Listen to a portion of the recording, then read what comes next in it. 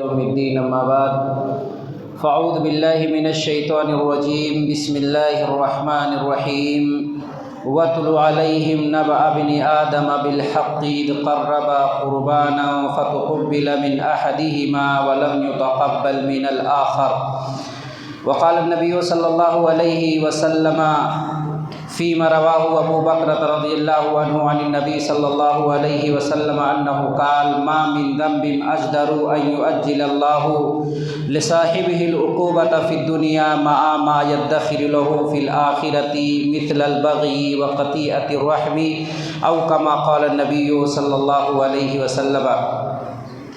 محترم مصلیان کرام، آج کے اس درس میں حضرت آدم علیہ السلام کے دونوں بیٹوں کا تذکرہ انشاءاللہ آپ کے سامنے رکھوں گا۔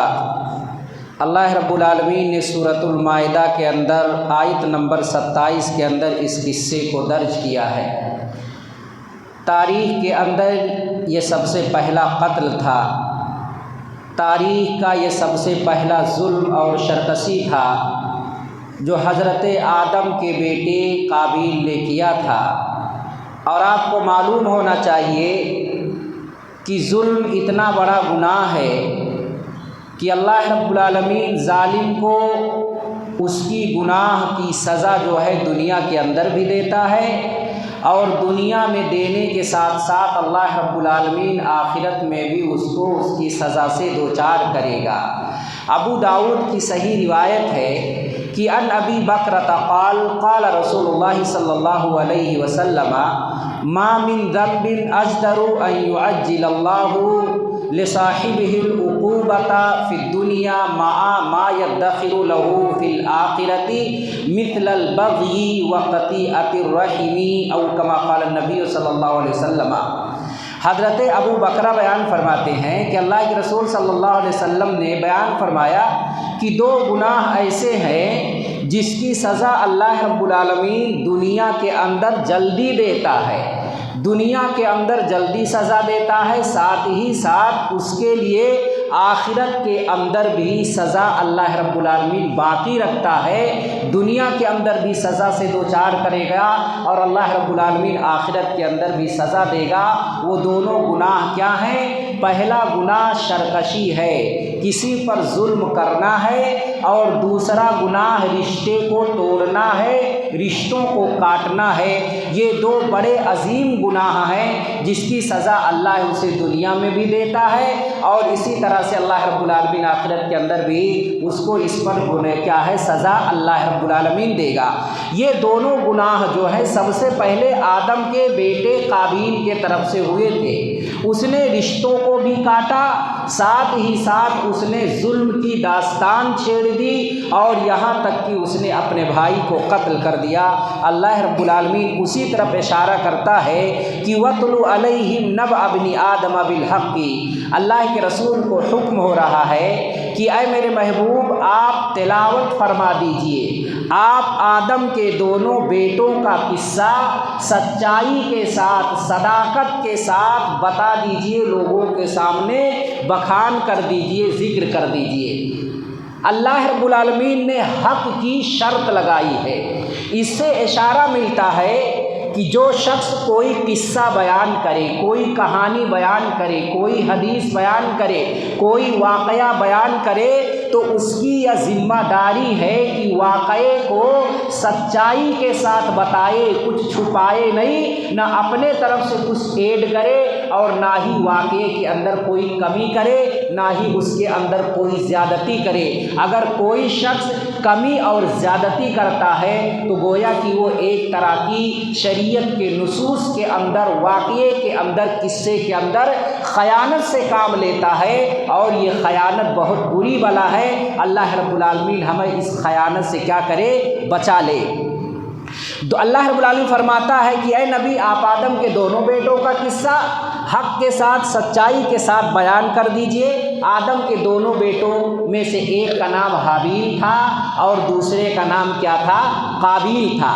حابیل یہ بڑا لڑکا تھا، قابیل یہ چھوٹا لڑکا تھا۔ عموماً جو بڑے ہوتے ہیں بیچارے شریک ہوتے ہیں، ہوتا یہ ہے کہ بڑا بھائی पूरी ज़िंदगी मेहनत करके मजदूरी करके घर बनाता है और इसी तरह से प्रॉपर्टी बनाता है, छोटे भाई को पढ़ाता है, सारा काम कर देता है, लेकिन जब छोटा भाई कमाने लगता है, ऑफिस में जॉब और नौकरी लग जाती है, तो बड़े भाई के सारे एहसानात को भूल जाता है। ये दुनिया वालों की दास्तान है मेरे भाइयों।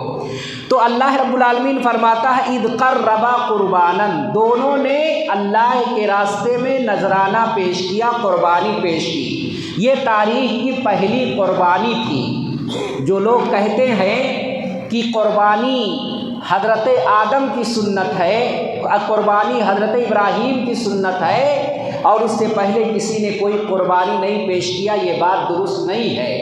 कुर्बानी हर नबियों ने पेश किया। ये अलग बात है कि हर नबी की कुर्बानी अलग अलग तरीके से रही, और बाज़ लोग तो यहाँ तक कहते हैं कि कुर्बानी हज़रत आदम की सुन्नत है, जो हम लोग करते हैं। हकीकत यह है कुर्बानी इब्राहीम की सुन्नत नहीं, बल्कि कुर्बानी जनाब मोहम्मद रसूलुल्लाह सल्लल्लाहु अलैहि वसल्लम की सुन्नत है। और जिस रिवायत के अंदर है कि कुर्बानी तुम्हारे बाप इब्राहीम की सुन्नत है, वो हदीस अबू दाऊद की है गालिबन, वो हदीस मौजू के कबील से गढ़ी हुई रिवायत है। नुफ़ै इब्नुल हारिस एक रावी है जिसके बारे में हदीस गढ़ने की तोहमत लगाई गई है, लिहाजा वो रिवायत दुरुस्त नहीं है।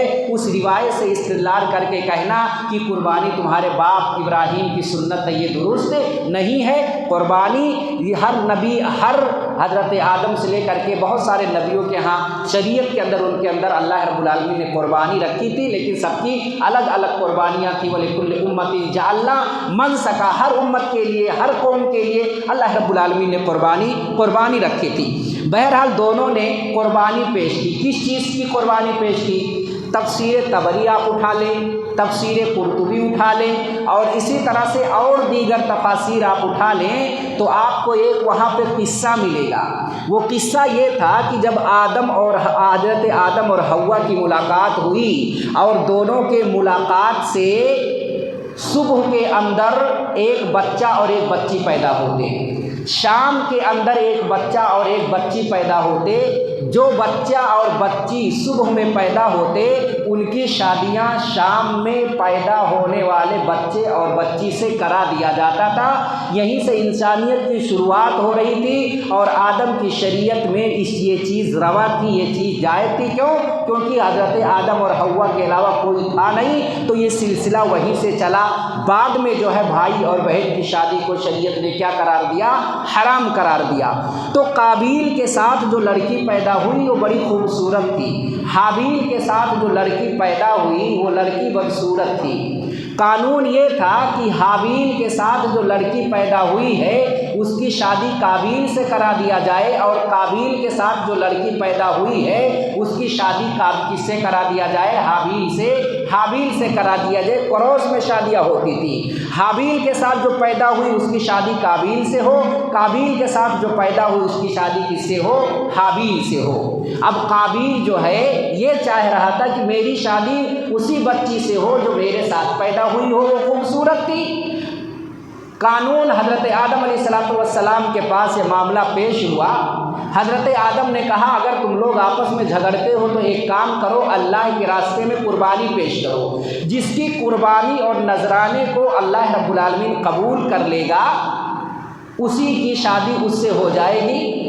दोनों ने अपनी कुर्बानियाँ पेश की। झगड़ा क्या था? काबिल के साथ जो लड़की पैदा हुई थी उस लड़की के मामले को लेकर के झगड़ा हुआ, नजराना पेश किया गया, कुर्बानी हुआ। काबिल ने कुर्बानी के अंदर अनाज पेश किया और हाबिल ने एक दुम्बा कुर्बानी में पेश किया।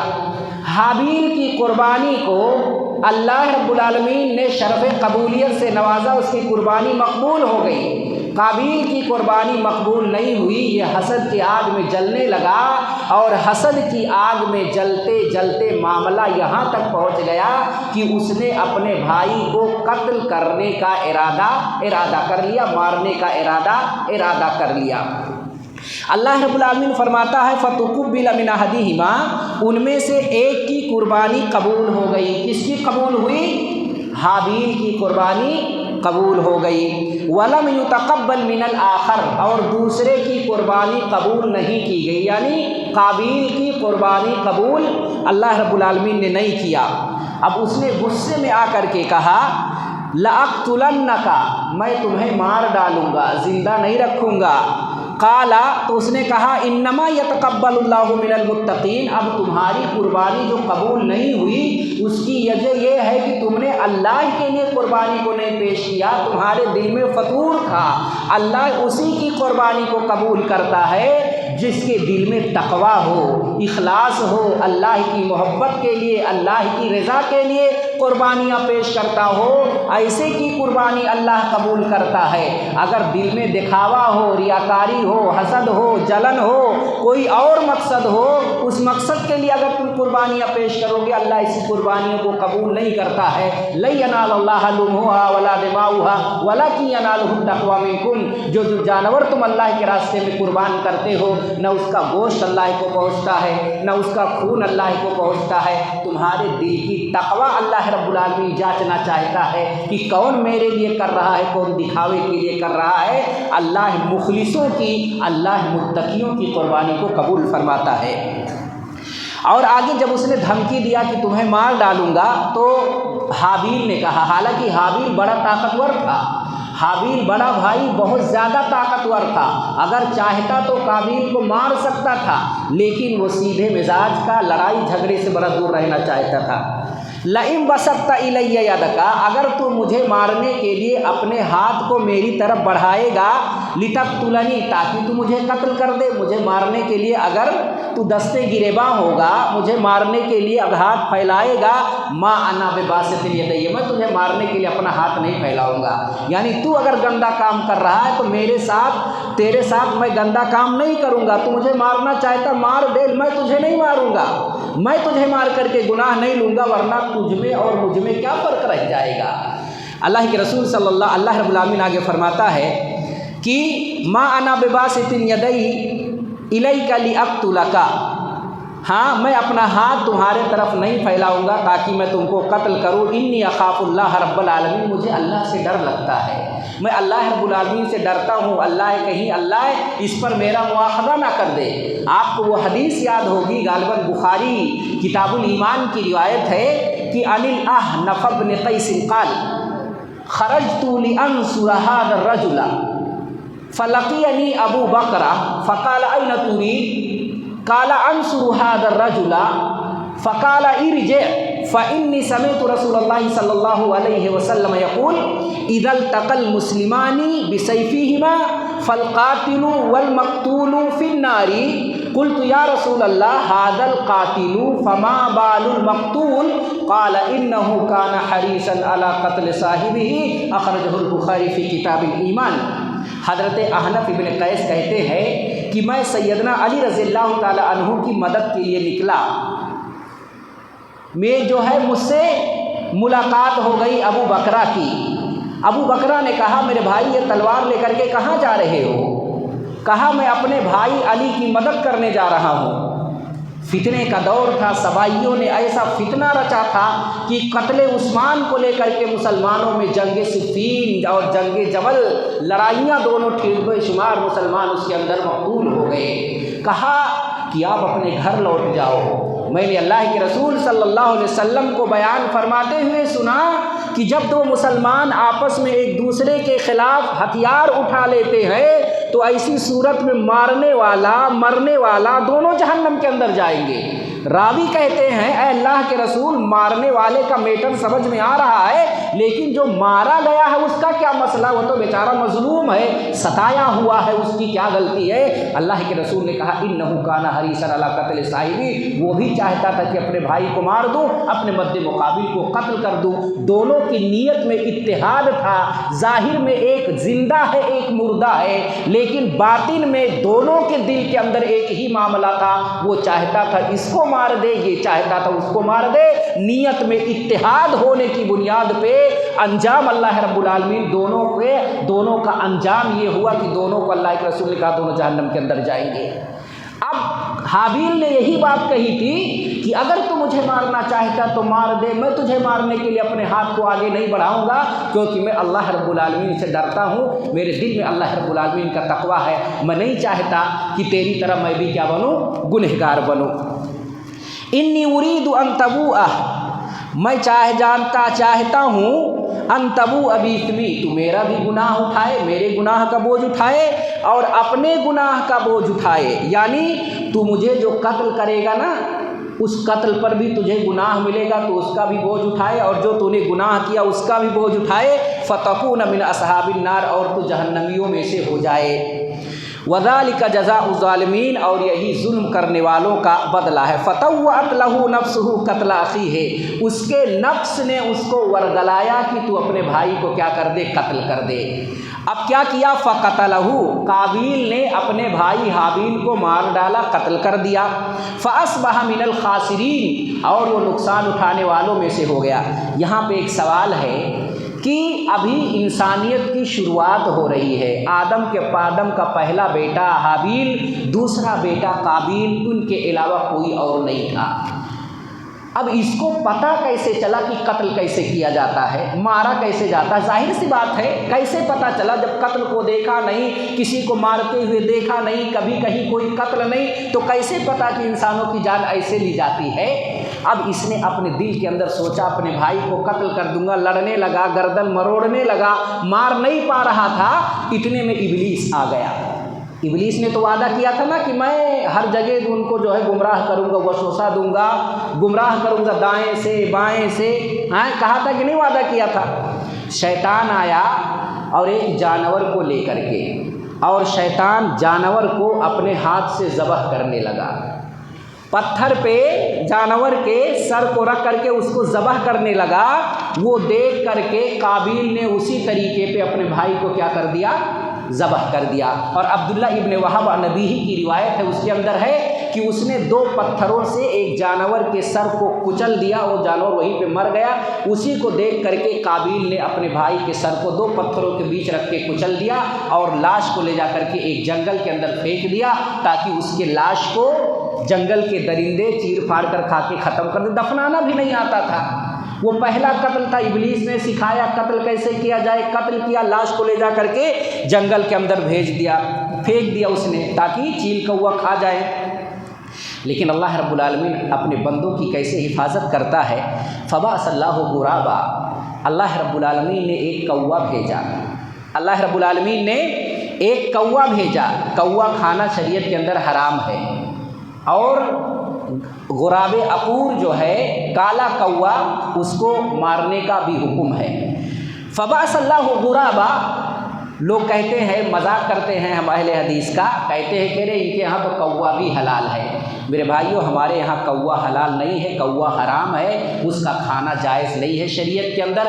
اگر ان کی فقہ دیکھا جائے تو کھیتی والا جو کوا ہے احناف کے یہاں بھی کیا ہے، حلال ہے، ہمارے یہاں حلال نہیں ہے۔ فتاوی رضویہ کے اندر جو ہے احمد رضا بریلوی نے ذکر کیا ہے کہ کھیتی باڑی والا جو کوا ہوتا ہے وہ کیا ہے، غراب الزرع جسے کہا جاتا ہے، غراب زرع جو ہے بریلوی مسلک کے مطابق اس کا کھانا جائز ہے۔ کوا کھانا ان کے یہاں جائز ہے، بدنام ہمیں کیا جا رہا ہے۔ بہرحال اللہ رب العالمین عقل سلیم سے نوازے۔ اللہ رب العالمین نے ایک کوا بھیجا، یبحث فی الارض، جو زمین کو کیا کر رہا تھا، کھود رہا تھا، لیریہ کیف، تاکہ وہ دکھائے کہ کیف یواری سوءۃ اخیہ، کہ اس کے بھائی کے لاش کو کیسے زمین میں چھپایا جاتا ہے۔ بعض تفسیری روایات کے اندر، قرطبی اور طبری وغیرہ کے اندر ہے کہ ایک کوا نے اپنے دوسرے کوا بھائی کو مار دیا۔ اللہ کی منشا تھی، بتانا تھا، سکھانا تھا۔ بہرحال 2 کووں میں لڑائی ہو گئی، ادھر حابیل اور قابیل میں لڑائی ہوئی، ادھر 2 کووں میں لڑائی ہو گئی، ایک کوا نے دوسرے کوے کو مار دیا۔ اب وہ کوا مرے ہوئے کوے کو، زندہ کوا مردہ کوے کو لا کر کے قابیل کے سامنے زمین کو کھودنے لگا، اور زمین کو کھودنے کے بعد اپنے مردہ کوے بھائی کو اس نے کیا کر دیا، زمین میں دفنا دیا۔ قابیل نے وہی دیکھا، اور جیسے کوا نے کوے کو دفنایا تھا ویسے ہی زمین کو کھود کر کے قابیل نے اپنے بھائی حابیل کی لاش کو مٹی کے اندر کیا کر دیا، دفنا دیا۔ اب وہ افسوس کرتا ہے۔ ظاہر سی بات ہے، آدمی جب گناہ کرتا ہے نا، طیش میں ہوتا ہے، جذبات میں ہوتا ہے، لیکن جب جذبات کی آدھی ٹھنڈی ہو جاتی ہے، سرد پڑ جاتی ہے نا، تو اسے افسوس ہوتا ہے۔ قابیل نے اپنے بھائی حابیل کو قتل کیا، جذبات میں آ کر کے قتل کیا، بڑا قدم اٹھا لیا۔ ظاہر سی بات ہے، ایک خون ہے، کبھی نہ کبھی اس کو پچھتاوا ہوگا کہ کاش کہ میں اپنے بھائی کو نہ مارا ہوتا۔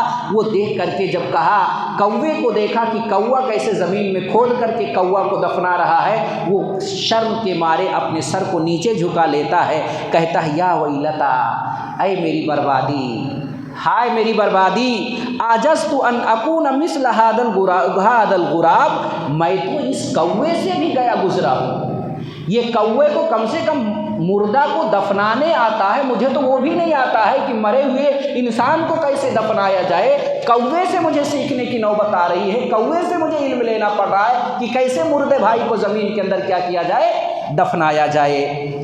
کہتا ان اکون مثل هذا الغراب فواری سوءة اخی فاصبح من النادمین۔ اپنے بھائی حابیل کو دفنانے کے بعد وہ کیا ہے، فاصبح من النادمین، وہ ندامت کے آنسو بہانے والوں میں سے ہو گیا، یعنی بہت اسے وہ شرم محسوس کرنے لگا، حیا محسوس کرنے لگا، ہائے میں نے یہ کیا کر دیا، جو میں کوے سے بھی گیا گزرا ہو گیا، کوا تو کم سے کم دفنانا جانتا، مجھے دفنانا بھی نہیں معلوم ہے۔ تو یہ آدم علیہ السلام کے جو دونوں بیٹے قابیل اور حابیل تھے، قتل کرنے والا کون تھا؟ قابیل تھا۔ قاف میں قاتل میں بھی قاف آتا ہے، قابیل میں بھی قاف آتا ہے، یہ دماغ میں بیٹھانے کا بہترین ذریعہ۔ قاف معنی قاتل اور قاف کے معنی قابیل۔ تو قابیل نے قتل کیا تھا اپنے بڑے بھائی حابیل کو۔ یہی دنیا کا پہلا قتل تھا، اور یہی دنیا کے دستور کی سب سے پہلے جس نے مخالفت کی، وہ مخالفت کرنے والا، اس وقت کے سمویدھان کی خلاف ورزی کرنے والا کون ٹھہرا؟ قابیل ٹھہرا۔ اسی وجہ سے اللہ کے رسول صلی اللہ علیہ وسلم بیان فرماتے ہیں، لا تقتل نفس، جو بھی نفس قتل ہوتی ہے، الا علی کان ابن آدم الاول کفل منہا، تو اس قتل کا ایک حصہ آدم کے پہلے بیٹے قابیل کو ملتا ہے، لأنہ کان اول من سن القتل، اس وجہ سے کہ سب سے پہلے جس نے قتل کو ایجاد کیا تھا، قتل کی شروعات کی تھی، وہ قتل کی شروعات کرنے والا قابیل تھا۔ اس وجہ سے دنیا میں جتنے بھی مرڈر ہو رہے ہیں، جتنے بھی قتل ہو رہے ہیں، سارے قتل کے جو گناہ قتل کے ہوتے ہیں نا، اس کا ایک حصہ جو ہے قابیل کے حصے میں جاتا ہے، اور اس کے گناہوں کے رجسٹر میں اضافہ ہوتے رہتا ہے۔ اللہ رب العالمین سے ہم دعا کرتے ہیں کہ اللہ رب العالمین ہمیں قرآن فہمی کی توفیق عنایت فرمائے، اللہ رب العالمین ہمیں ظلم سے بچائے، شرکسی سے بچائے، قتل سے بچائے۔ اللہ رب العالمین ہمیں احسان جنہوں نے ہمارے ساتھ کیا ہے یا جنہوں نے آپ کے ساتھ کیا ہے، اللہ ہمیں احسان کا بدلہ چکانے کی توفیق عنایت فرمائے۔ بڑے بھائیوں کی ہم قدر کریں جو دن رات ایک کر کے آپ کو بنایا ہے، اس لائق بنایا، پڑھایا ہے، اس لائق بنایا کہ آپ اچھی نوکری کر سکے، اچھے سے زندگی گزار سکے، تو اس احسان کو ہمیں نہیں بھولنا چاہیے۔ اللہ ہمیں حسد سے، کینہ سے، بغض سے، عناد سے، نفرت سے اللہ رب العالمین ہماری اور آپ کی حفاظت فرمائے۔ اللہ رب العالمین جب تک زندہ رکھے ایمان پر، توحید پر زندہ رکھے، خاتمہ ہو ایمان پر ہو، توحید پر ہو، ہمارے دل اپنے مسلمان بھائی کے لیے پاک و صاف ہوں۔ وَأَقُولُ قَوْلِي وَأَسْتَغْفِرُوا لِي وَلَكُمْ وَلِسَائِرِ الْمُسْلِمِينَ فَاسْتَغْفِرُوهُ إِنَّهُ هُوَ الْغَفُورُ الرَّحِيمُ۔ والسلام علیکم ورحمۃ اللہ وبرکاتہ۔